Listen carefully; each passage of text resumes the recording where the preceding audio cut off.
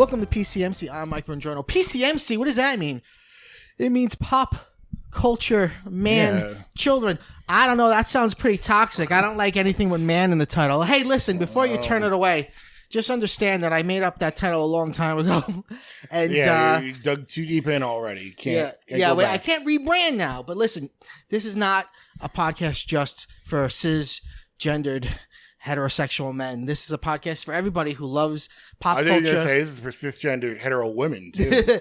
and transgendered hetero women and transgendered LGBT. I guess the T's also there. I already said the T. Yeah. It's for everybody is what it's for. It's for anybody with a heart in their soul. And a song in their lips. And anybody who likes stuff. Do you like stuff? Yeah. Do you like to watch stuff and read stuff and it creates a respite from the bullshit of life? Yeah. Do you like to go walking in the pale moonlight? Yeah. Were you ever a kid and you got picked on at school and you went home and you felt better because you read a Goosebumps book? Well, welcome. Yeah. You've probably been listening already. So, PCMC, I'm here today with my good friend, Mr. Vin Forte. Yeah. Last we spoke, speaking of not being able to rebrand. Yeah. I do Wrassle Rap. Yes. With Emilio Sparks, but I also do a sports podcast called Oddball with Vin Forte. Would you like to rebrand that? I wish I had the gumption to, because a more popular podcast network. Oh, really? Recently, I don't know if I told you this. A very popular podcast network recently came out of a podcast called Oddball with, and then the host names, and it's a sports podcast. Oh, shit. And instantly, like, they were like, hey, we got a YouTube channel. We do a YouTube channel is like 5,000 subscribers already. It's like, God damn, and they do the exact same thing you do. Kinda, yeah. At least you have the tacit proof that you were there first. Oh, yeah, no, I DM'd them and was like, hey, I wasn't like, hey, you should have done your due diligence because you're a huge corporation. Yeah, but don't you turn around and sue me now. Yeah, exactly. Like, but at this point, I just don't be like, hey, this guy's trying to glom onto our thing. Right. Because I was here first. Yeah. Motherfuckers. Let me ask you a question. And we're in the full episode, which means we're just talking. Yeah. Jimmy Pardo, the host of Never Not Funny. Yeah. One of the oldest comedy podcasts around. Oh, yeah. It's in like 2006 or something. Yeah, it's almost 20 years, which is insane. He seems half joking but half serious, angry at Conan O'Brien for doing a podcast. Yeah, well, and he keeps saying, get out of our fucking lane. Yeah. How do you feel about big celebrities that do podcasts? Well, okay, in the case of Conan specifically, I'm fine with it. Right. Because Conan has been an established, I don't want to use the word broadcaster, he's not like a newsman, but he's been an interviewer for like 30 years. Yes. So if he's pivoting into a new medium to where the interviews are going, then it's like fine. Right, like he's just being savvy. And now he's got a whole like sort of Team Coco empire around him. Right. So it's like, I'm fine with him doing it. What if Jay Leno started one? If Jay Leno started one about cars. By the way, it could exist. I would have no idea. Yeah, he might. You might have like Jay Leno's audio garage or something. But or the Ace Network. The Adam Carolla Network. Or something. But the problem with celebrities doing it is that you got to be committed. It's like anything else. It's like someone who wants to start I always say it's like someone who wants to start a website. Yeah. Someone who wants to start a radio program. It's like when SiriusXM used to shell out big money. You're like, oh, we got the Oprah network now, and Oprah's going to do a show for 4 minutes every Sunday. It's like, what? Who's this for? Right. Like now, if Oprah came out and was like, I'm doing a show Monday through Friday, 3 hours in the afternoon, and that's going to be my new thing. Yeah. That's a whole different story. Then it's like, okay, she's committed, she's doing it. So if you really respect the medium and are doing it, it's whereas if you're just trying to extend your portfolio to be like, oh yeah, I'll throw a podcast out there. Yeah, because like there've been tons of like mid-level celebrities who've been like, I'm going to do a podcast now, or talk shows that just put the audio out and call it a podcast, like I think Bill Maher does. Yeah, which like.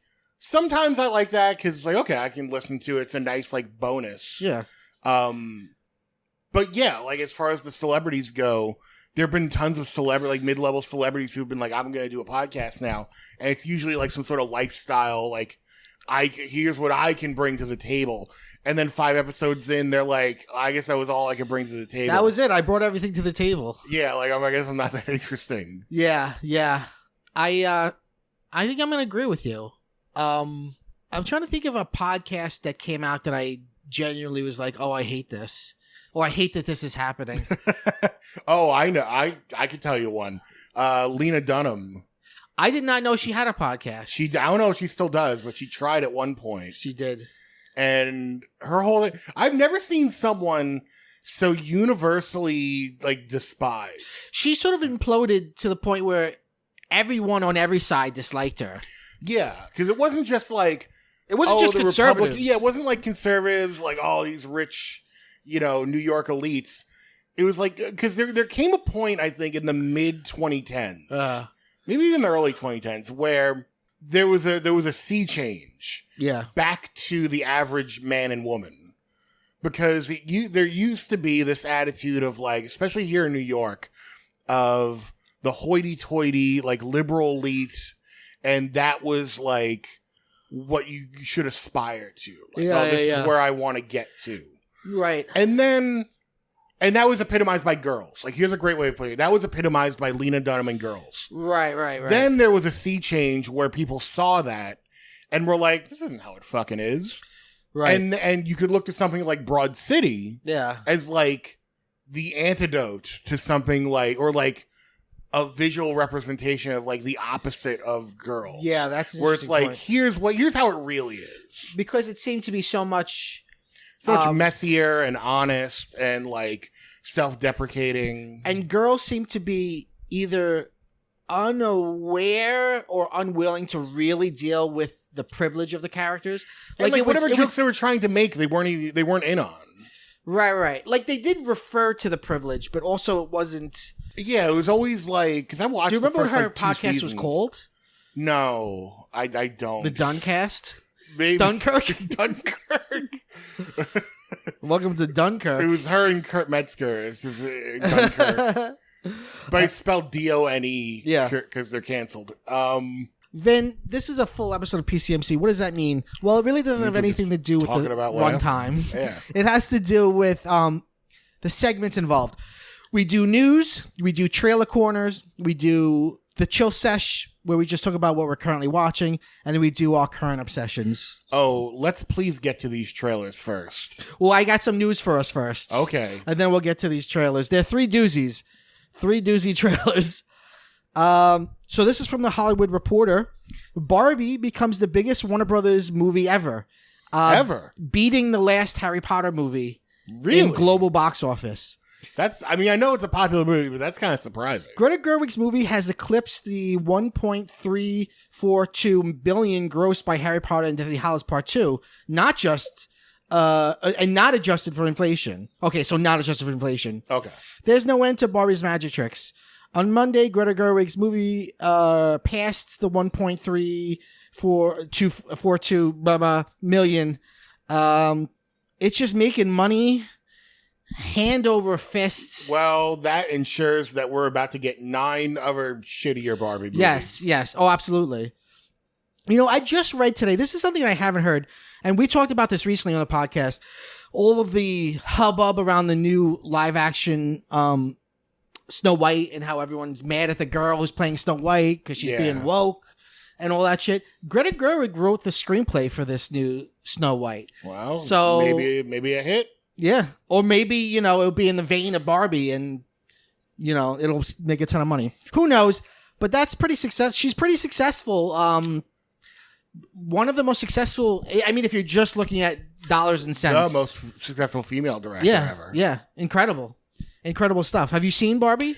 I have not. I've not had the time to see Barbie. I do want to see it. It looks incredible. I've seen it thrice. And if this entices you a little bit more, Bill Maher hated it. Oh, good. Yeah, he hated it because it's man-hating. What? Because that's where he's at in his persona. But the movie's not about men. It's Barbie. Well, it makes fun of a certain kind of man that I guess Bill Maher is. Right. And men But Bill Maher's always been on the wrong side of history of being fun. Like, he hates comic books. Being fun. Seriously, like, he's one of these guys that's like, these adults that like comic books. And right. But then he's also like, but you should smoke weed and not get married. And right. Like a lot of it's just, like he's got his own fucking vices. I know. And he's got his own shitty podcast, too. He does? Yeah, Bill Maher's Club Random. Oh, I forgot. Yeah, because it's a video. Random! Yeah. And it's like... Some young intern was like, you know what we like to say when things are crazy? We say random. And he's screaming like that. And like for someone who hates goofy fun shit, the set of that podcast... It's Pee-wee's Playhouse. It's Pee-wee's Playhouse. With weed. Yeah, exactly. All right, so our next news story... The great Charles Martinet. Yeah, I heard this. The voice of Super Mario for the last 27 years. His first Mario game was in one of these ancillary learning games that no one remembers. Yeah, it was like Mario Teaches Typing. Yeah, but the big one was 64. Mm-hmm. He was the guy who said, "It's a me," you know what I mean? Yeah. He, I think, in my mind, maybe because of the original TV show and the original movie, I always thought of Mario as having a Brooklyn accent. And he was the one who made it like Italian. Kinda... Yeah, Captain Lou was like, "Hey, Luigi, let's get some pasta." Hey. Oh my God, it's Cyndi Lauper. People forget that every episode of that show had a guest. Yeah, Ghostbusters were on. Yeah, Ernie Hudson, as much as I love him, will do almost anything. By the way, look up his cameo. In his cameo, when I say cameo, like the cameo website. Service. Yeah. He's in his Ghostbusters outfit in the photo. He knows how to get the money. He'll put on the outfit. He's not above it at all. So he's retiring, and they're being real weird about it because they're not saying why. They're not saying who's replacing him. Supposedly, in the trailer for the new Mario game, Mario Brothers Wonder, the new guy's not already, him. Which I think that I do like that. They already, like, you heard, like, they already had it. Yeah. So it's like, we've heard it. Right. We didn't think twice about it. Yeah. And now they've passed the baton and they're just like, oh, yeah, no, we already did it. So there's no, like, gap of, like, who they're going to get. Or is it going to sound like Mario? I didn't even notice it. It sounds like he's just doing the Martinet voice. But that's what I'm saying. Like, nobody noticed. Right. So why is this happening? Is it something he wants? Is it something... I heard it's something he wants because it's hard. He's an older gentleman now, and it's harder to do that voice. Oh, okay. Because you know what they're saying? He's still working at Nintendo. He's a Mario ambassador now. Right, which, whatever. Whatever the fuck that means. He goes to Comic-Cons, I guess. Yeah, exactly. Like, maybe they... Hey, if they could keep the guy on the payroll, I'm for it. Exactly. Like, if they're paying him, like, a nice wage... Yeah. To just be like, you're the Mario ambassador. You're going to shut your mouth. Yeah. And you're the Mario ambassador By the way, I didn't know this until I just read it. Also the voice of Luigi, Wario, and Waluigi. He's all of them. Yeah. He's also the voice of the Mario Brothers' father in the movie that came out recently. Yes. And also Jumpman, the little Jumpman Easter egg in that movie. Because why get him for the movie? No. Of course not. Well, let's rank the Mario voices. So Charles Martinet's 1. Yeah. I think Bob Hoskins is 2. Right, for a guy who's actually English. He incredible voice. Lou Albano 3. Yeah. And then a distant 4th is Chris Pratt. The problem with Chris Pratt is he's also trying to do like a Brooklynese, but he's not consistent with it. No. The problem is he's Chris Pratt. Well, you know, it's funny because I enjoy that movie, but I always think it's funny when they pay big stars to be in animated things because you're basically just paying for their name. Yeah.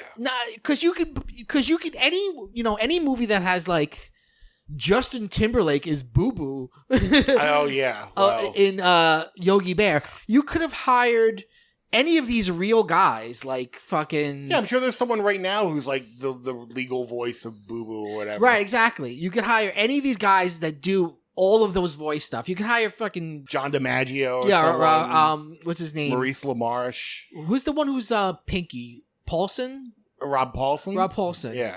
Any of those guys would do a better job, but no one knows their names. So you need Justin Timberlake as Boo Boo. Well, good things come in bears. You bet they do. That was a real... tagline. Yeah, that was the poster. And the very ill-conceived poster of the close-up of Yogi Bear, like, directly behind Boo Boo. Good things come in bears. Yeah. Phrasing. So, yeah, I always will have a warm spot in my heart for Captain Lou. Yeah. He's a maniac, but whatever. Yeah. He never Benoit anyone, like... Yeah. Is he like what do we know about him? Is he a horrible guy, or is he just... I don't know. I think... I've never heard anything about him, showing up at some college. And I feel like he's probably one of these guys like a big sweetheart. Is he dead? I think he's dead. I think he's dead. Yeah, I'm pretty sure he's dead. Yeah. The one thing I never got was the rubber bands. Hey, man, like in wrestling, anything you can do, right? Like... Anything you can do to stand out in the crowd. That was back when you could be... And I don't know anything about wrestling, but that was back when you could be like just a big fella and you're a wrestler. Yeah. Like, don't need to really work out, be in shape. Yeah, we'll just call you giant haystacks and you go sit on someone. You can have a big belly, no one gives a shit. Yeah. Those are the days. All right, let's talk about these horrendous trailers. Yeah. I'll tip my hat. I kind of picked bad trailers. Let's talk about this Dan Aykroyd one first.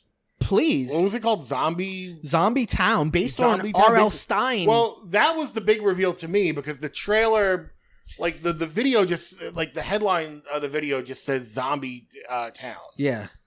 But then when they show, like at the very end of the trailer, it's like Zombie Town. There's on top it says R.L. Stine Zombie Town. It's like, what? Yeah. Yeah. R.L. Stine's having a new moment. I guess so. Because you had a couple years ago, he had a Disney Plus show, right? And then he had a... He had the 2 Goosebumps movies. Yes, and more recent than that, though, you had the Fear Street movies, which I thought were very good. So this movie looks like a made-for-sci-fi movie. It looks very, very, very cheap. Yeah, Chevy Chase is in it. Yeah. Chevy Chase and Dan Aykroyd are in it. Like... From Spies Like Us. This feels like a straight to Netflix affair. But even I'd say no, because even now, straight for Netflix, could be great. Yeah, sometimes they have good production value. This looks so cheap. It is straight to DVD. This is like you go to This is a Blockbuster exclusive. Yeah, this is like what's that company that makes like knockoffs? The Asylum? Yeah, it's like that. Asylum movie? Yeah. There's one guy in this trailer. They do say his real acting name at the end. I forgot it. But like the whole trailer, I'm like, did they get George Clooney for this? Oh, like yeah. Fake George Clooney? Oh, yeah, that fake guy. Yeah, he looked familiar to me, but I didn't know from what. Yeah. So what is the plot as far as you can understand from It's like there's a movie that you shouldn't play in theaters because the people who watch it turn into zombies. Yes. I feel like this is an idea that's been done, but I can't put my finger on like what. Well, the Italian movie Demons is a little bit like it. Yeah. They come out of the screen. Dan Aykroyd is the director of the movie. Oh, really? Not the director of this movie, but he plays the director in the movie. Yeah. He's the horror movie director. I want to know, was this something that like R.L. Stine wrote as a book like 30 years ago and they just adapted? Or is this something that, like, because my perception of it before I saw at the end the R.L. Stine's involvement was that this is a total Dan Aykroyd passion project. That, like, this was his original Ghostbusters 3. And, like, he's like, fuck it, we'll do it live. Like, I'll do my own thing. That's a great question. Because it feels like a Dan Aykroyd. It feels like something he'd be into. Yeah. I mean, remember, this guy directed Nothing But Trouble, which is itself a very bizarre, surreal movie. Well, here's something that maybe we could do a whole episode on one day. I don't remember the title of it. Do you remember the Dan Aykroyd, like, conspiracy theory show? No, I don't remember. I remember his sitcom Soul Man, where he played a priest or something. Oh, yes. Well, Soul Man was a spin-off of Home Improvement. I did not know that. Yeah, that like, priest character was on Home Improvement. And then got a spin-off called Soul Man. You bet he did. But I'm looking this up right now because I'm not crazy. Like, I definitely... Dan Aykroyd. By the way, I've learned that R.L. Stine, a lot of his shit is ghostwritten. So Zombie Town might not even really be from the mind of... You think they're just using... Well, I mean, there's probably a book called Zombie Town, R.L. Stine Zombie Town. But who knows if that... Oh, and Chevy Chase plays like some mystical man. His name is Mesmerian? Mesmerian? Maid Marian? It's directed by Peter Lepinitis.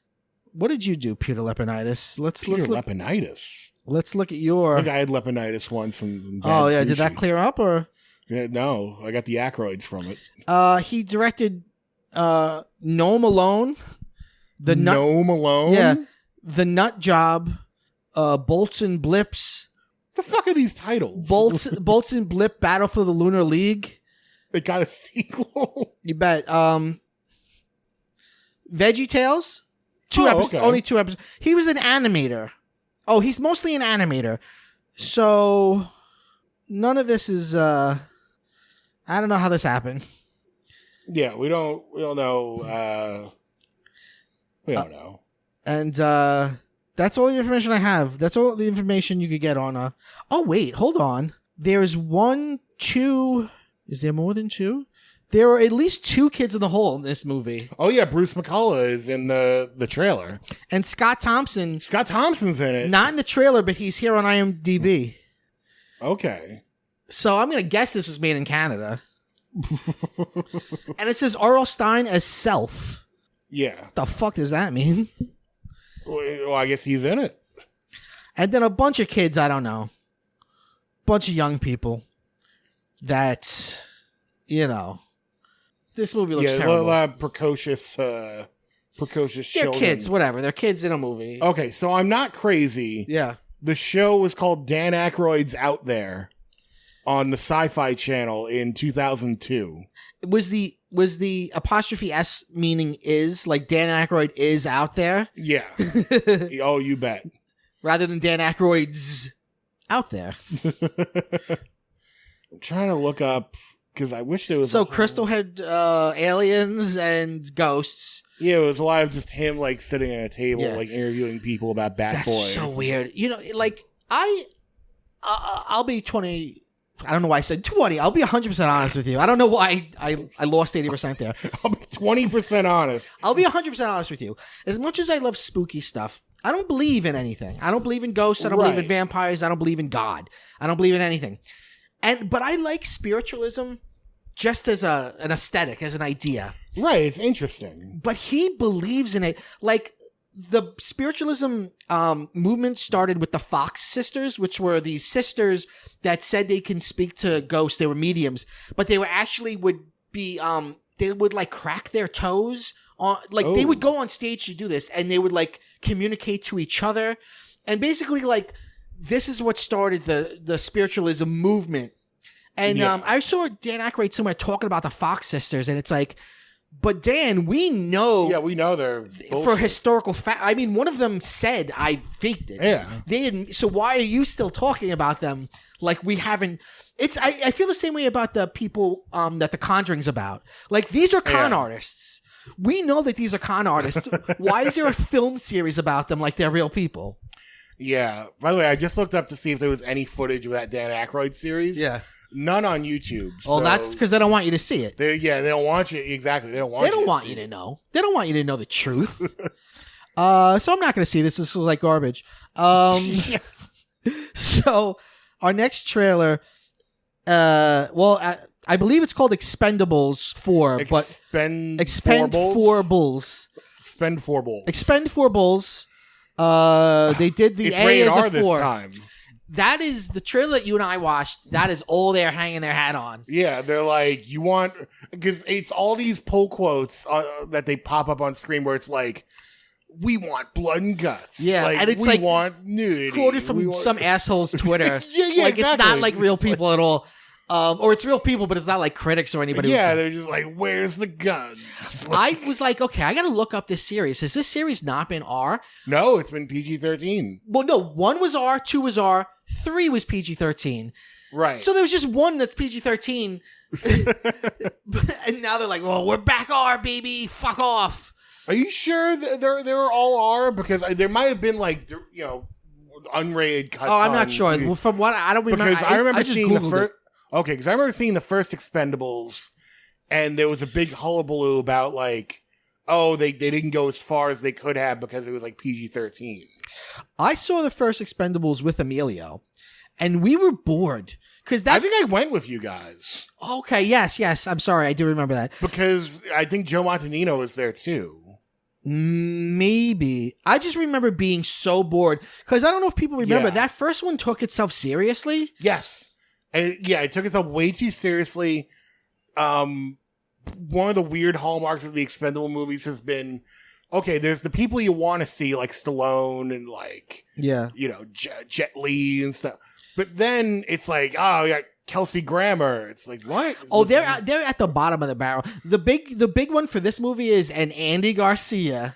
Yeah, like is Andy Garcia a big action star? Is he like in the last couple ones? They would have guest stars like Bruce Willis, Arnold Schwarzenegger, Chuck Norris was in one of them.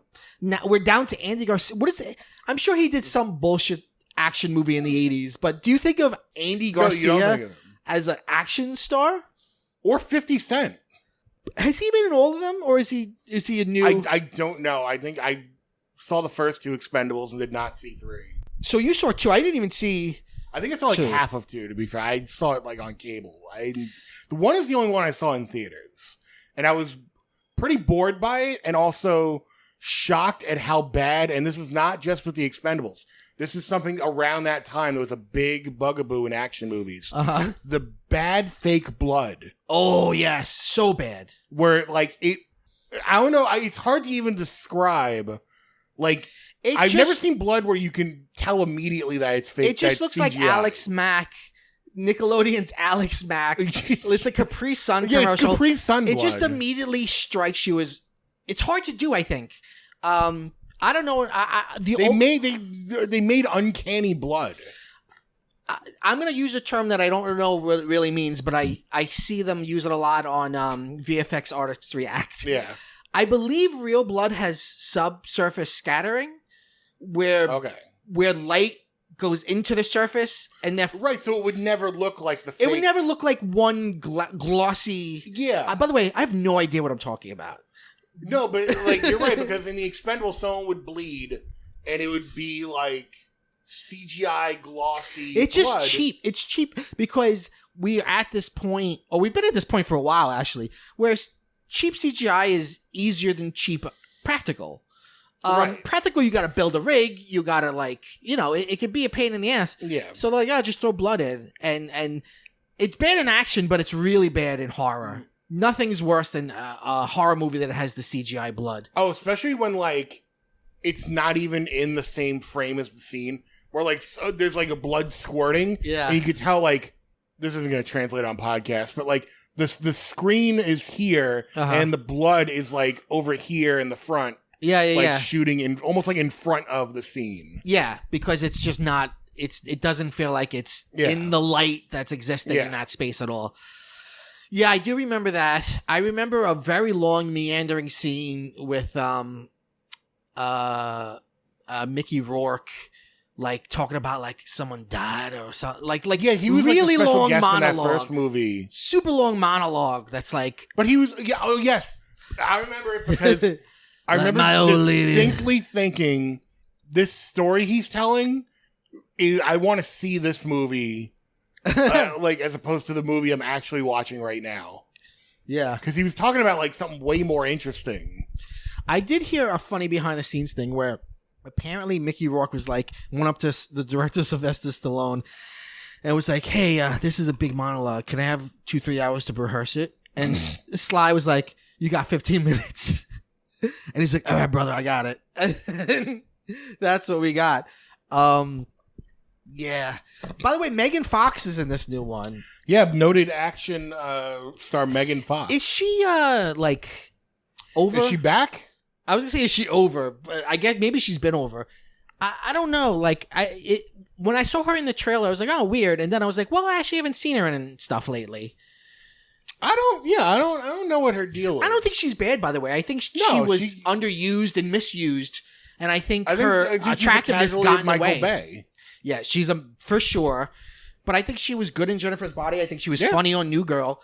I think she was misused, and she sort of like is much like the Explosion. She's put into that Michael Bay aesthetic, right? Because she had the Michael Bay films.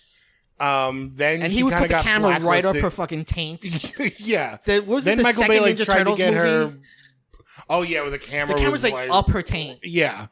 But then Michael Bay tried to get her blacklisted or something, and then she was. I think Spielberg got mad at her or something. She said something about Nazis or whatever, and Spielberg was upset about it because he produced those Transformer movies. And then she was in that. The fuck was that? Jethro Tull? What was that cowboy movie? Jonah Hex. Jethro Tull. She was in CCR, and let me see. Let me look her up. Let's see the last thing she did before X-Pen. Yeah, maybe she did a podcast. Oh, that would be incredible. Megan Fox. She's only 3 years younger than me, but I look like I'm her grandfather. She is... What was the last thing she was in? Come on. IMDb has made itself more complicated than it needs to be. I was just going to say, when I was looking up stuff about Dan Aykroyd just now, I went to IMDb, and I'm like, I can't find a goddamn thing. It's like, you're not... Stop trying to be Facebook. Like, what are you doing?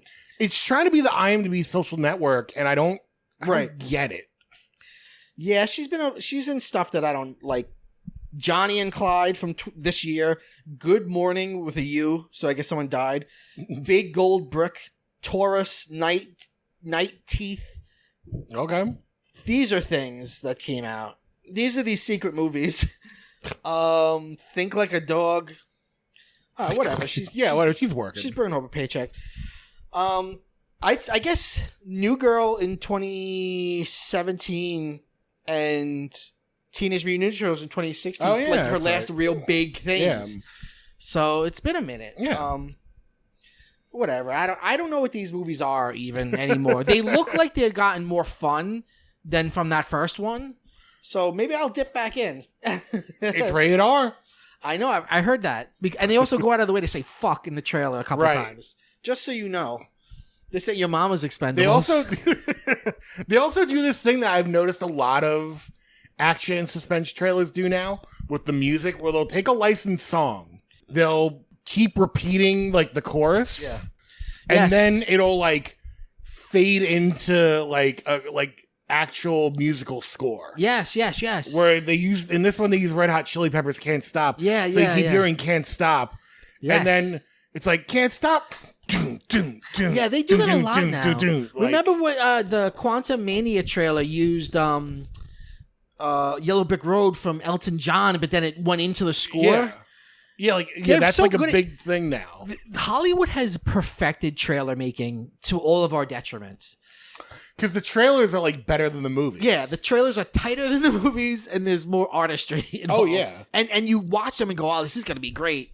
And then they're not, for the most part. No. So the third trailer, it's just a little teaser trailer, is for Good Burger 2. And I'm kind of putting you on because I've actually never seen the first Good Burger. Have you never seen the first Good Burger? You know why? Because I was like 15. Like you were a little too old at the time, and now you have no reverence for the original. And I was too young to just watch it. Like now I watch any bullshit. So I was too young to just be like, whatever, I'll throw it on. And too old. I probably was like, oh, my friend's little brother wants to see that. Yeah. Like, I'm cooler than that. I'm going to go listen to Howard Stern or whatever the fuck I was doing. I'm going to go watch Arliss on... I'm going to watch Arliss. 15-year-olds, I got to watch Arliss. I got to see what big sports deal he's going to cut this week. So I did not watch it, but what are your experiences with Good Burger? Love it. I unabashedly love it. I think it's still good. It's still good. I've watched it twice in the past couple years with different friends. We should watch it one day and then review it because I'd love to see it now. It's great. It's full of like little jokes. Like I don't even want to spoil anything. Okay. Like it's just it knows what it is. It's like very self-aware. Okay. Abe Vigoda's in it. That's fun. Yeah, like Abe Vigoda plays an old man who works at Good Burger. Is what's his face the guy who's into children's feet involved in that? Yeah, Dan Schneider's in it as the boss of Good Burger. Did he direct it or anything? I think he might have directed it. Now I gotta It's look it definitely a Dan Schneider joint. Dan Schneider joint. He's like Spike Lee. He's it's all part of the Schneider's Bakery family. Good Burger, 1997. Yep, I saw it in the theater. My word. It's got a No, it's musical directed by montage. Brian Robbins. Okay. But Dan Schneider created the character, so he must have created the sketch. Yeah. It was a sketch on all It was that. on all right? that. But yeah, I saw it in the theater. I loved it. It was very silly. Sinbad was in it. Sinbad, oh, you bet he's in it.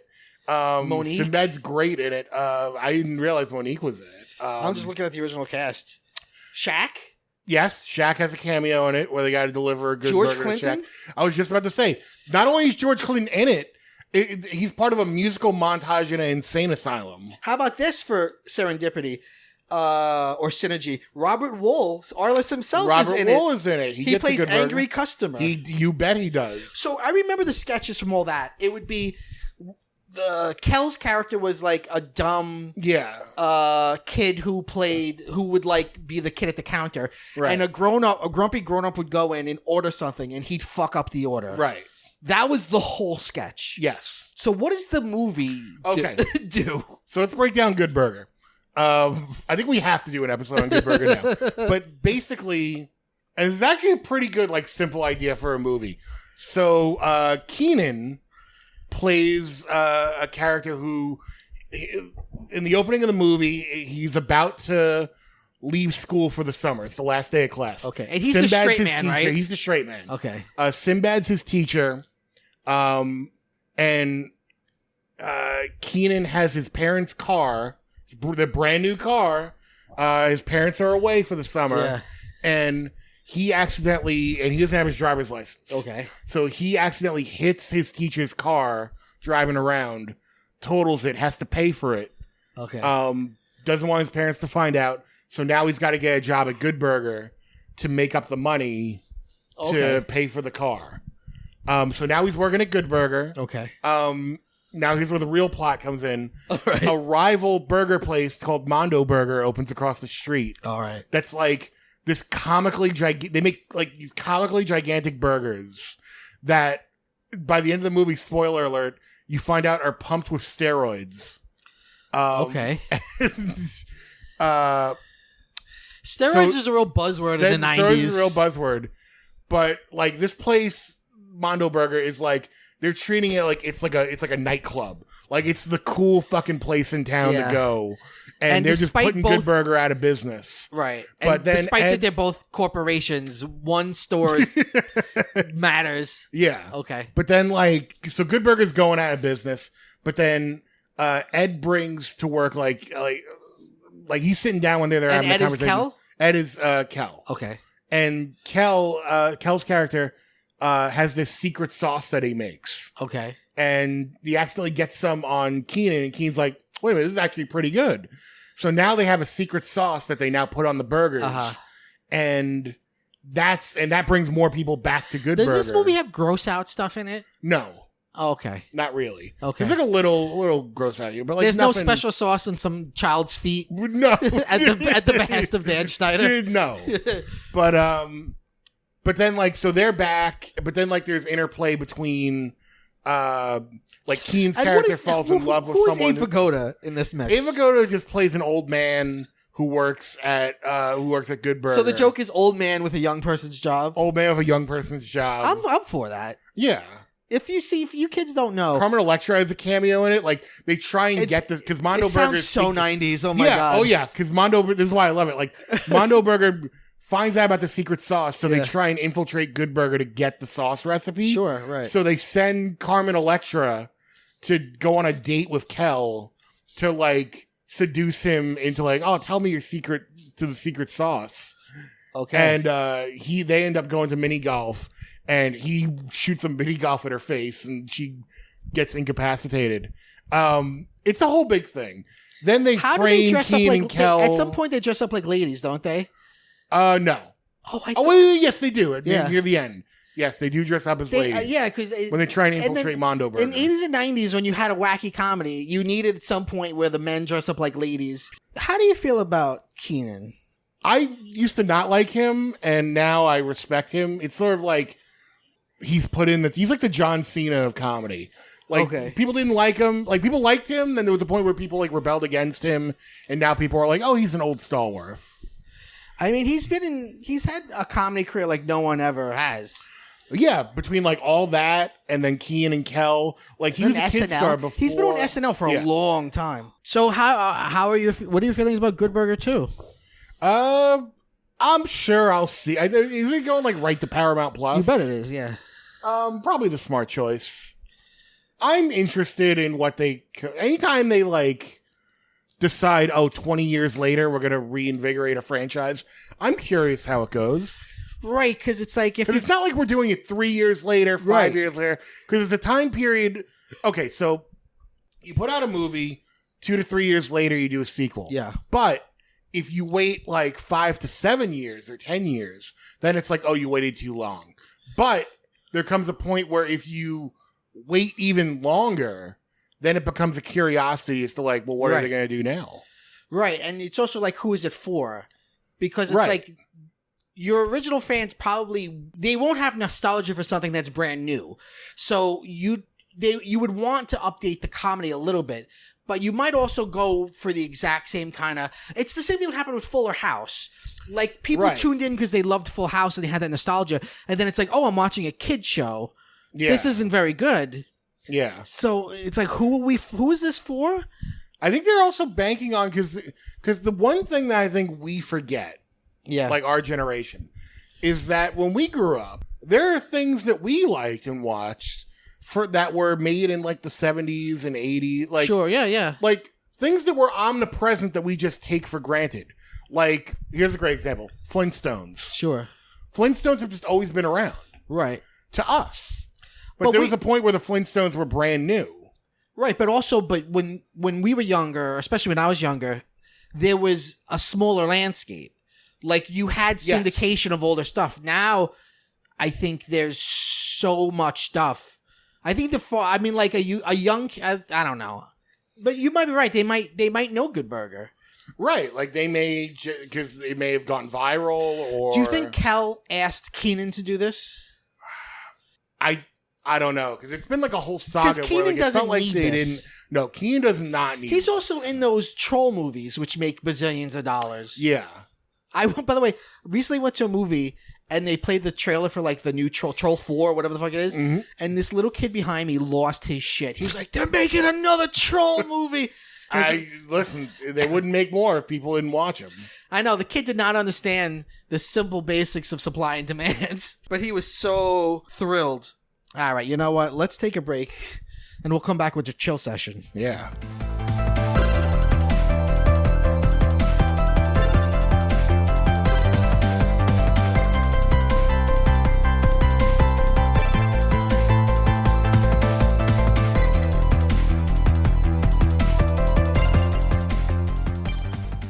Welcome back to PCMC. I'm Mike Bongiorno. I'm chilling here with Mr. Vin Forte.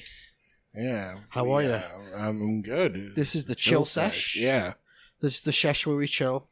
Yeah. What you been chilling with? What you been watching, reading, playing? During this chill sesh, this Szechuan, whatever, I have been playing a game called Bomb Rush Cyberfunk. Bomb Rush Cyberfunk.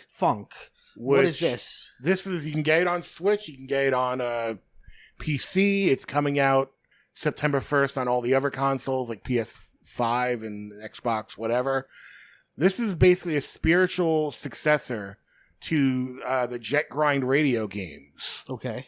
Which originally came out for Dreamcast and then I don't know Xbox. those either, to be honest with you. These were gorgeous looking cel-shaded games where you rollerblade around town, graffitiing everything. Okay. And the cops come after you and you have to beat the cops. And it had this really great like cyberpunk soundtrack. But it's one of those cases where they only made 2 of them and then stopped in like 2002. And it's been, and like those games were like really influential. They looked great. They really captured like when people think of the Sega Dreamcast, like that's one of the first games they think of. Oh, okay. Because it just has such a unique style to it. It looks great. It looks there's no other way to really say it. Like, if you look up Jet Grind Radio and look at screenshots right now, it looks like 1999/2000, like pre 9/11, like 90s hangover. Like it's very apropos of that time. And just the soundtrack was great. And like, basically this game that just came out is indicative of a bigger trend that I have been loving the past couple of years of video games, where you have these independent studios who go, hey, I want another like Metroid game, or I want another like this game. Yeah. And if Nintendo won't do it, then some studio who wants to and has the means will be like, well, we'll just make one and not call it, right. Metroid. Right. Or like in this case, it's like, we're going to make our own Jet Grind Radio because Sega won't. Right. Okay. Where are you playing it? I'm playing it on the Switch. How are your feelings? I love it. I think it's great. Like, it's like really fun and out there. Like, in the first couple minutes of the game, you get decapitated. Nice. But and you have to like get your head back, because for the rest of the game you get a robot head, and then like you're going around town, and it's just like, I would encourage everyone to look up a trailer for it. Like, it looks really, because like most of the fun is in the art design and the music. Well, how's the gameplay though? Gameplay is great. It's like a mix of, like, if Tony Hawk was like a platformer, that's kind of the best way to describe it. Because you're skating around, yeah. You could jump on and grind on rails, and as you're grinding past like walls and stuff, you could graffiti tag things. Like, a lot of it is like graffiti tagging, hitting certain like landmarks, fighting, and a lot of like fighting with the police. It's very Antifa. Go woke, go broke. Yeah. But why? Because it's why do you say that? It's just very like, because the original games too were very like, the only enemy in the game is police. Okay. Like, the police are constantly trying to shut you down. Like in Jet Grind Radio, in the first couple levels, they just send like regular police officers after you. And then as the levels get harder, it's like they'll send police with riot gear. Okay. Then like they'll send, fucking like troops parachuting down to like try and stop you. Like, they'll send police cars. Like, it's a whole big thing. It has that same kind of like system that Grand Theft Auto has, where the more trouble you make, the police come after you. Oh, okay. And the levels... Are there bosses? Yeah, like, the levels are part of the fun, too, because each level, like in Bomb Rush Cyberpunk, you basically have 5 boroughs, almost like New York. Although it's like Japanese-style buildings and stuff. And each one is like a giant city. So it's like sprawling. You could like grind up rails that will lead you up to the tops of buildings, and you could like grind on the buildings. Yeah. Like, it's a whole big thing. And in the original Jet Grind Radio, it originally came out in Japan, and then when they ported it to America, they added an extra level that was basically like Times Square. Okay. And like, that was really fun to see. So like, these games are great. If for some reason like someone out there has not heard of them, like, definitely go watch some videos online, see for yourself. But check it out. Bomb Rush Cyberpunk. It's very, very good. How much is the new game? The new game is like $30-$40, depending on if it's on sale. Perfect. Yeah. I like that kind of game. Yeah. Yeah, I'll check that out. Yeah, and then I also have a gripe. Oh, we gotta. Let me check the bylaws to see. The bylaws, at least. Yes. Gripes are very unchill, but I'll allow it. Okay, you've got the mic. Yeah. So this past month, I've been moving apartments. Okay. It's really stressful, and while I'm trying to eat better, the past month I fell off. I'm eating better now. Okay. But during that month, long story short, it was a lot of like, I'm already out and I'm tired. Let me just grab some fast food. Sure. This is directly pointed at McDonald's. Who the fuck do you think you are? Oh my goodness. Why do you think we love your food that much? Why? That we're going to pay more money for it? The prices at McDonald's are out of fucking control. Give me examples. Do you know how much a hash brown is? A hash brown. Just a single hash brown? A single hash brown. $1.75. $3. That's too much. That's way too much. What's like a burger? Burgers are like vary a little bit from location to location, but I'll tell you this. Do they still have a dollar menu? No, they got rid of the dollar menu. No dollar menu. So fast food, but with fast casual pricing. I'll tell you this. I went to a McDonald's with my dad. We were driving around, and it was like breakfast time. We were out doing something in the morning, and we're like, "Yeah, let's get McDonald's." We didn't even get a lot. All we got were 2 McGriddles, 2 hash browns. Which McGriddles are delicious. They are delicious. So 2 McGriddles, 2 hash browns, and 1 like medium orange juice. How much? Why don't you guess how much this meal that would have been like $4? Yeah. $21.68. You are way too close. It was like $18. Wow. Everything, well, not to sound like an old man or like a liberal, but inflation is just killing us. I went to a diner recently in New York. You know, I mean, in America, there are diners all down the highways, but it's a big staple of New York. And diners are always were always the cheaper choice to go out, especially if you're getting eggs, like breakfast stuff. Yeah. I went to a diner recently, and we didn't have any. I mean, we just had like eggs and shit and sodas, and it was like $40, and it's like, what? Yeah. What they're charging for sodas these days. Now, I will Unbelievable. say some places, the prices are going back down. The rent is too damn high. Yeah. Now, some places are coming back down. Yeah. Because during COVID, there's a lot of... Joe.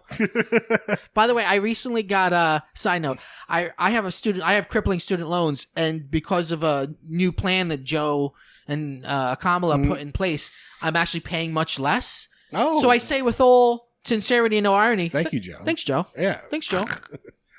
But going back to the prices, so some of the prices actually have gone down in the past couple of months. Okay. Because there was a point where, during COVID especially, like, you couldn't get certain goods delivered on time, or like there wasn't enough supply and demand. So that threw a lot of stuff off.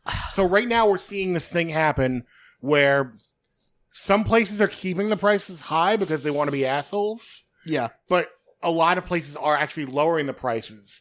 And this is a good example. So while McDonald's is like, screw you, we're keeping our prices high, other places are adjusting. Okay. And they're offering like deal boxes and deal bags. Like Wendy's has something called the Biggie Bag right now. Okay. Where for $5, you get a double stack burger. Nice. A drink, a small fry, and a small nugget. For $5? For $5. That's pretty incredible, actually. That's a really good 2 deal. sides and a burger and a drink? Yeah. That's pretty incredible. And then Taco Bell's got like this $5 like... I love Taco Bell. Like, we know this is like budget box or whatever. Incredible. So McDonald's is like out of touch. McDonald's is getting real out of touch. I gotta tell you though, last Halloween when they brought back the Halloween Pail Happy Meals, I was shocked at how cheap a Happy Meal was. It's less than $5.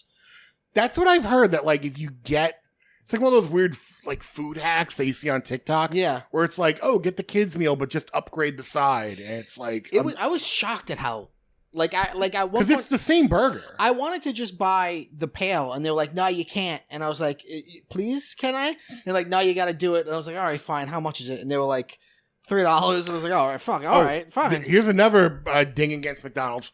They charge extra for the sauces now. By sauces, you mean like, oh, can I get an extra barbecue sauce? So one you get for free. I think you get one for free. Extra is going to be an upcharge. Then extra, they upcharge you. The balls. Who do you think you are? It's unbelievable. It's unbelievable. My problem with McDonald's currently is that they are not doing an impossible. And I know that they tested it in some markets. Burger King has had success with it. A lot of like the other chains have it. Yeah. Like White Castle's been doing it. Yeah. Taco Bell, I think, just introduced like some impossible meat taco. Like, and but Wendy's and McDonald's have not done it. Mm-hmm. And come on, I haven't had a Big Mac in a decade. I would love a Big Mac. And they recently like did this thing, McDonald's, where, because this is why I was kind of curious to try. They were like, oh, we revamped our burgers. Suck a dick. I'm about to turn 40. My birthday is Monday from when we're recording.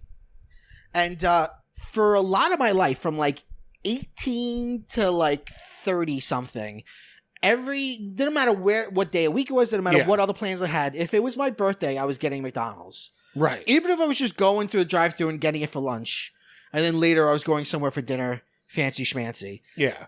And I miss that. As a vegetarian, I miss. Last time I got McDonald's, like if I'm forced to get McDonald's now, I'll get fries and an apple pie. Right. You know, a breakfast of champions, if you will. And with McGriddle, I'll because I eat eggs, so I'll just take the sausage off. Yeah. Now, does it affect you? Because like some people are like, oh, I don't want to even get the sausage on it because like the grease from the sausage fucks you up. More strict vegetarians would be like, I'm not that strict. Okay. And I'm certainly not a vegan. Not that I'm against it or anything.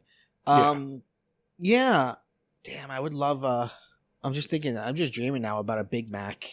Used to love the Big Mac, and I remember feeling grown up when I got. Because I went from Happy Meal to Quarter Pounder. Yeah. Which Quarter Pounder was just a double Quarter Pounder, solid. Mm-hmm. But then I was like, you know what? I'm gonna try a Big Mac, and then Big Mac became my go-to. And I felt like a classy gentleman with a Big Mac because it's got that club, that third piece of bread club, which just feels sophisticated. It does. And don't tell me, you can make the special sauce at home. I don't want to do that. Yeah. No, I want McDonald's to make it for me, put it in a little box. Me open it, have to remake it because it all fell apart. And they're also doing something right now that's like the laziest promotion. They've been doing McDonald's is like the king of lazy promotions lately because they had those meals where it was like the Saweetie meal. The head that holds the crown. Yeah, like they've been doing these meals for the past like year and a half where it's like the Travis Scott meal. And it's like a meal that like, this person would get, but it's just a normal meal. It's like, oh, what's the Travis Scott meal? It's like, oh, it's a fries, double cheeseburger, and a Sprite. So it's not anything particular to the person. No, it's just like a new bag they have to make. But now they're doing something that may be even lazier than that. Okay. Where you may have seen these commercials where McDonald's has been showing off like when they've been in movies. I've not seen this. So they have this commercial running where it's like you see the clip from like Richie Rich where he's got the McDonald's. Okay, yeah. You see like Loki. There's a scene where like Loki goes to a McDonald's. Yeah. And they've been branding their stuff as like you get a Big Mac. It on the packaging it says the Big Mac, and then small print on the bottom like as seen in, and then shows you all these that's kind of all these movies. But it's still a nothing. Like you're not. They're not cheap. It's not a special burger. Well, it smacks of cheapness. It smacks of like, what do we got in the closet that we could just like. The big addition to it is they have a special sweet and sour sauce. Okay. And the sauce on the packet says "as seen in Loki." So, all right. I never was when I ate nuggets. I never was a sweet and sour. Yeah, never. Man, I liked ketchup when I was younger. Actually, when I was younger, I always preferred Burger King nuggets. Really? Yeah. I don't know if I could say one because I don't really remember the Burger King nuggets because I never got them. They were very peppery, like black peppery. Yes. Now their nuggets are just zebra meat. I don't know. I have no idea what the nuggets are. Well, I'll tell you this. Burger King has over the years. Its identity has stayed the same, but its actual product has changed more than any other. Like Burger King, used to taste completely different than it does now. Yeah, I think like the Whopper is probably the one thing that still kind of feels the same. Yeah. But you're right, like the fries are different. Right. But to go back to the nuggets that they have for a second, a couple of years ago, and they probably still do this, they had a thing where it was like 10 nuggets for $1.99. And it's like that's when the nuggets aren't good. Yeah. I remember one time I used when I was younger, like teenager, I had a friend who worked at a Wendy's, and I also had friends that worked at a movie theater, so we would go see like previews because back when there was actual film, you used to have to run it the night before just to see that the film was okay. Yeah. So we would go and we would see all the movies and he came with, like one of those like clear like garbage bags for recycling. Yeah. Full of nuggets. Oh, wow. Like at least 300, 400 nuggets. And we all were putting our filthy hands in and eating these nuggets. You eat like it's popcorn. And it was sickening. It was sickening. It was one of those things where like, it sounds so great in theory. Yeah. And then when you get there, you're like, so many communal nugget bag. Oh, God, yeah. That's how COVID started. That's how that story goes. Geez, gripes. Well, since you turned the chill sesh into a gripe sesh, what am I upset about? These migrants coming in. And, no. If this was The Simpsons, they'd be like like technical difficulties. the little dog pulling the wire out of the. It's funny that I can't think of anything in the spot because all the time I'm annoyed by things. Well, let me tell you what I've been watching. I got back into My Hero Academia. Okay. I had watched seasons 1 through 4, and then 5 wasn't out yet. So then 5 came out, and I was like, shit, I don't remember. I remember it, but I also don't remember because there's like 900 characters with names and superpowers and backstories. So I was like, eventually. And then like season 6 came out, and I was like, I'm not ready. But then like the other day I was like, I was like, damn, I really want to, I loved the show. So I spent a good 2 hours watching as many recaps as I could. Yeah. Like season 1 to 3 recaps, and all these stupid websites will do them. So like if you watch a few of them, you'll see repeated information, but you'll get the nuance, and it'll spark your memory. So I did that. I put in the work I put in the Sparks notes to Sparks notes or Cliff Notes to get back into shape, and then I started with season 5. I'm about to finish it and start season 6, and god damn, it's good. God damn it. Have you ever watched My Hero Academia? No. I could understand not wanting to because it's a superhero thing, but the fact that it's not DC and it's not Marvel. Yeah. I've been recently, because, they talk about superhero fatigue, and I've been recently wondering if it's superhero fatigue. Or if it's DC Marvel fatigue. Right, because I also recently, and I talked about this in our previous episode, I also recently saw Shin Ultraman. Yeah, that was probably great. I was like, this is a great superhero movie. Have you seen Shin Ultraman? No, but I know it's just like people just want something different. Yeah. Like the Blue Beetle came out, and that was supposed to be like the big kickoff. Yeah. To the new like DC. Oh, is it the new? I thought it was a vestige of the old. I thought Blue Beetle was like James Gunn's like, I want to do Blue Beetle, and I was like, okay. I don't know. I really don't know like when the official. Because they finally put out that Flash movie that was trash. Yeah. Did you see that? I saw clips of it. I saw the clips of the babies getting thrown into the CGI microwave. babies. Yeah. And the CGI fucking what's his face? Nicolas Cage. Yeah, which is a joke for who? I wonder. Kevin Smith. Yeah, with like one person. I also, I've been watching a lot of anime, actually. I watched Chainsaw Man. Oh, okay. Chainsaw Man's pretty cool. There's one season of it out, and it's a little controversial, I think, because of how violent it is. But it's pretty cool. It's a dude, like, they live in this weird, such good world building. He lives in this weird world where there are devils, and there are different kinds of devils that do different things. Okay. And devil hunters is a job. And this guy, he's like been homeless and poor his whole life. So he has no he lives on the streets and eats rats. And he's got a friend who's like a dog basically, but it's a devil that has a dog with like a chainsaw head. Yeah. And then he in the first episode, like in the pilot, like dies, and then the dog like gives his life to him and like becomes part of him. Mm-hmm. So now when he wants to turn it on, a chainsaw will come out of his head, and both of his arms will become chainsaws. And hence he is a chainsaw man. And then just stupid action. It's just ridiculous. It's sexist. How many DeviantArt pictures of Chainsaw Man do you think have been created too. Where it's just 3 penises instead of chainsaws? It's sexist as a show, and it's horny as hell. It's such a horny show, and it's like so I'm gonna say probably a lot. The main character is very sexist. Like his motivation is to touch boobs because he's never touched boobs before. Okay. Although the show at least depicts him as stupid and ridiculous, right, and offensive.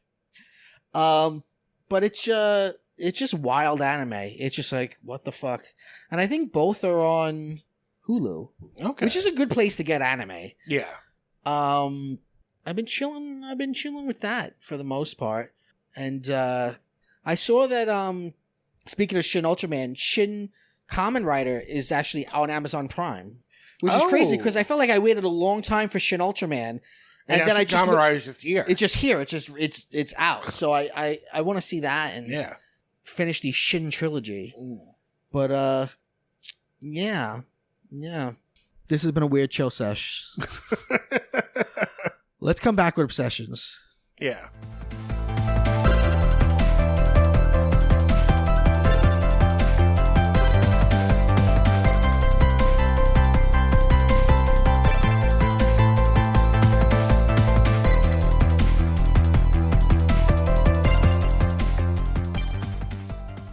Welcome back to PCMC. Thank you so much for being here, folks. I'm here with Mr. Vin Forte. I'm the host, Mike Bongiorno, if I haven't told you that before.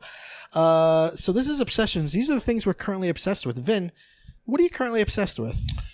Oh, what am I currently obsessed with?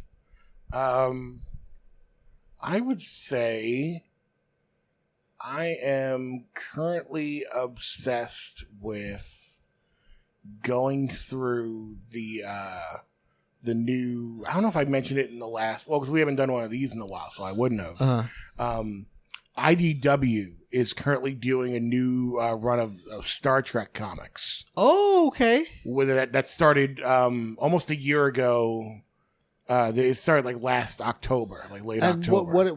Who were the characters? It's basically, they're kind of making it, someone online said it, put in a good way, where they're kind of making it like the X-Men, where you've got like the main comic, and then you've got like some spin-offs, and they all come together with like a main arc. Okay. This is like the main Star Trek line of issues, where it's Captain Sisko from Deep Space Nine. Okay. And like he's part of a team where it's like it's him, it's Beverly Crusher, it's Data, it's Tom Paris. It's like a collection of people and like a couple from that era. Yeah, from that era. Is it in canon with the Picard show? No, comic. It's one of those things where like the comic books are its own universe. All right. Because this takes place like right after Star Trek Nemesis. Oh, okay. So this is like just a whole other timeline. Worf is in it because Worf always has to show up. Sure. But now Worf has a spin-off series. Okay. Where it's like, again, going back to X-Men, it's like his series is like X-Force. Okay. Where it's like he leads a team to like do secret missions. That's fun. Yeah. And then there's like a whole like Klingon arc going on right now. That's like a spin-off. So like they're doing some cool stuff. That's awesome. And I know you're a big DS9 fan. Yeah. So cool. So you're catching up on this stuff? Yeah. Yeah, they just put out like the trade of like the first. What are they doing? Like, because there's a lot of Star Trek right now. There's Lower Decks, which I just watched all of. There's really? Strange New Worlds. Yeah, what do you think of Lower Decks, or is that your obsession? Well, it's not currently my obsession. It was something I talked about in a couple episodes ago. I liked it a lot. I thought it was really funny and good. I actually really enjoyed Lower Decks more than I thought I would. I guess I had expected it to be more of a straight parody, right? But it has a story. And I mean, the reason I watch is because they did the Lower Decks crossover on Strange New Worlds, and I love Strange New Worlds, and I was like, oh, I gotta check out Lower Decks. But yeah, you got Strange New Worlds, Lower Decks, Picard. So like, how how does this comic book stuff like fit in? I know it doesn't fit in canonically, but like in terms of the current state of Star Trek, how do you feel like it fares? I think it fares very well because I don't think... Apparently, it's been selling really well, too. Okay. Because it's just... Again, I think they timed it really well. Yeah. Where it's like, you have all this positive Star Trek stuff coming out, and it's like, hey, we're going to reboot the comics. Because for a while, IDW's had the license for a while, and hasn't really done a whole lot with it. Like, they did a bunch of comics that were tied to, like, the movies. I remember they did a Doctor Who Next Gen crossover. Yes, that was okay. But like, this is them sort of, pulling the whole thing back and being like, let's start fresh. Okay. Let's start fresh and not just do this thing where we try and like fit in stories into the universe. Right. Let's like get I guess they got the okay to be like, let's pick like the time like after Next Gen, and let's be able to just tell our stories. Like, we're going to start here and just like run. It's a good little period of time that's not that developed, right? Right. Lower Decks is really... Lower Decks is like that same period. Yeah. Like Riker is captain of the Titan. Yeah. That's cool. I might check those out. Very cool. And they're in trades yet? Yeah, the first one is called God Shock. It's volume 1, and it just came out like this past month. Oh, okay. And then like as the fall progresses, like the other ones, I think like volume 2 is coming out in October. Okay. And then the Star Trek Defiant, which is the Worf like mini series, like that's going to come out in trade as well in November. Okay. Very cool. Are you a Worf fan? I do. You know what? I was actually talking about this with someone recently. As a Star Trek fan since I've been a small child, growing up is realizing that the Klingon Worf stuff in Next Gen is actually some of the best episodes. Because as a kid, I would see a Klingon episode and be like, I don't care about this. Okay. But when you watch it as an adult, you realize like these are some of the only episodes that have continuity with each other. Because every Worf episode on Next Gen was like, it wasn't wrapped up in a tiny bow at the end, like a normal episode. Right. It would be like, the end of the episode would happen, and it would be like, Worf's family has just lost their honor, and like, he's not allowed back in the Empire. Like, what's he going to do? And it wouldn't be continued the direct next episode. You have to wait like 6 episodes for the next Klingon episode where they would pick up that story thread and like continue it. So as a kid, obviously I'm watching it going like, I don't get this. I don't care. But as an adult, when you're watching it all the way through, you're like, oh, I can't wait till they pick this back up. That's interesting because we're going to also do an episode. You know, I'm sure you know at home we record as many as we can at a time. I mean, we've got lives here, but we're also going to record an episode about Star Trek V, where I think there's a completely pointless Klingon story in that, like really just tacked on. And I really like when a Klingon story is bad, it's a lot of someone going ah, you know, it really veers into parody when it's bad. Yeah, because it's so broad, right? And when it's good, it's like it's doing a lot of like heavy lifting world building. Yeah. And when it's bad, it's yeah. Very cool. Very cool. My current obsession is a video game called Disney Illusion Island. Is this the one that's like animation style, and it's like it's kind of a gameplay wise like a throwback to like the Disney afternoon games? Yes. Well, there was a couple of like Illusion title games that this is sort of like a spiritual successor to. It's a platformer, but there's no combat, which I know some people turn off, but it's not a turn off because you just have to avoid things. It makes it more of a puzzle. Yeah. So there's no combat, but there's a lot of avoiding things, and it's what do they call it? A Metroidvania kind of thing. Platform, like huge map.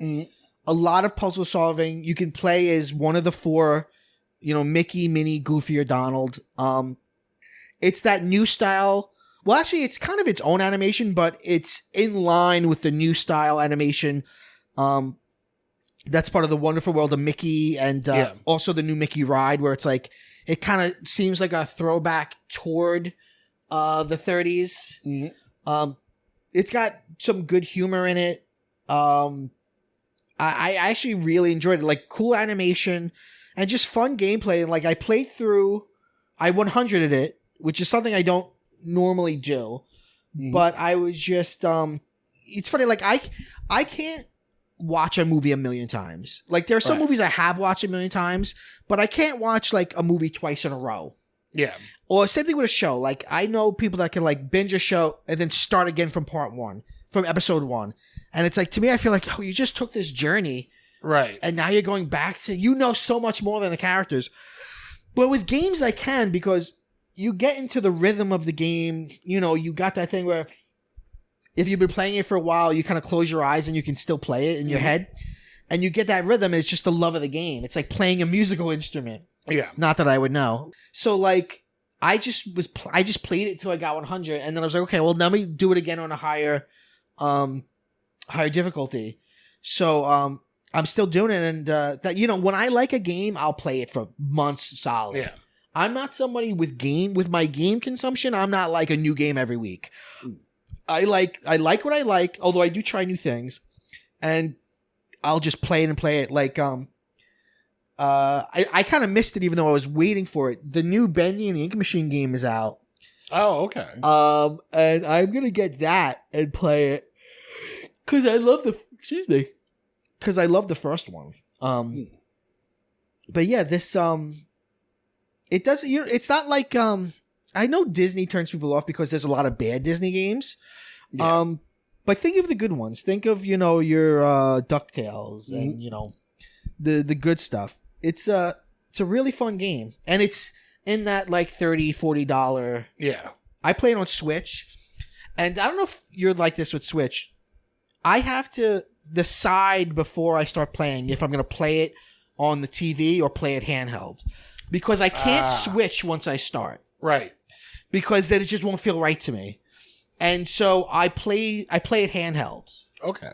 And usually I'll listen to a podcast while I'm doing it. But then there are other games where I play it, and I don't know what the choice is like initially. There's just something deep in me that's like, okay, when I get a new game, I'm like, okay, this is gonna be a handheld game, or this is gonna be like, I played Animal Crossing handheld, and I honestly can't even imagine not playing it handheld. It's such a like cozy, casual game.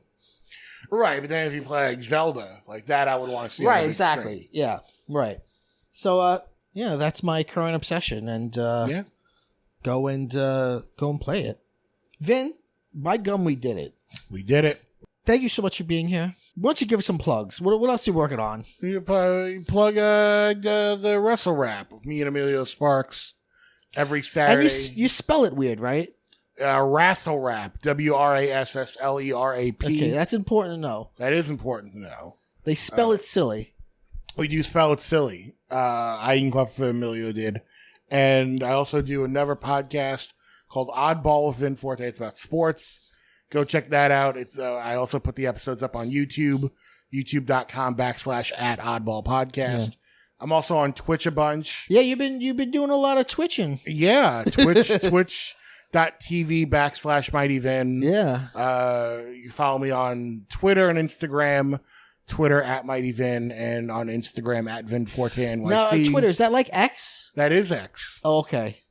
Because I know X. Like I'm not familiar with this Twitter you say. Yes. But I do know X. It is X. X, and X gonna give it to you. So are you sticking with X? Are you jumping No, I'm sticking with X because I'm still holding out hope that someone else will buy it. Yeah, eventually he's gonna sell it, and he's gonna sell it to someone who's like, they're gonna restate it all back to what it was. All back to what it is. Yeah. Because I don't think he ever wanted it, and now that he's got it, I think he's just trying to like make it weird so that someone will come along and be like, he's Mel Brooks producing it. He kind of is. Like, I can make more money with a bad social network than a good social network. Pretty much. Okay. We end our episode by saying... Go bye-bye.